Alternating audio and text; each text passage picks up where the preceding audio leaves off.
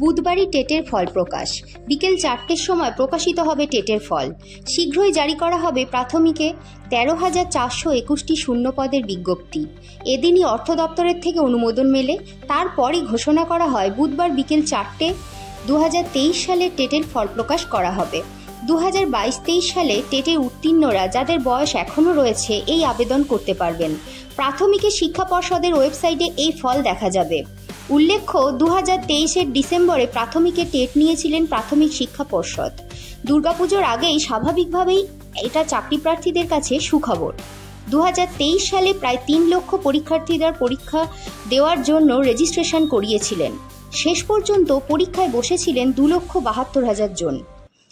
বীরভূম থেকে রয়েছেন আমাদের প্রতিনিধি আজাদ। জেনে নেব এখনকার নতুন আপডেট। আজাদ, আপনি কি শুনতে পাচ্ছেন? হ্যাঁ রিয়া, শোনা যাচ্ছে। দুর্গাপুজোর আগেই স্বাভাবিকভাবেই এটা চাকরি প্রার্থীদের কাছে কিন্তু সুখবর। 2023 সালে প্রায় 3 লক্ষ পরীক্ষার্থী পরীক্ষা দেওয়ার জন্য রেজিস্ট্রেশন করেছিলেন, কিন্তু শেষ পর্যন্ত পরীক্ষায় বসেছিলেন 2,72,000 জন।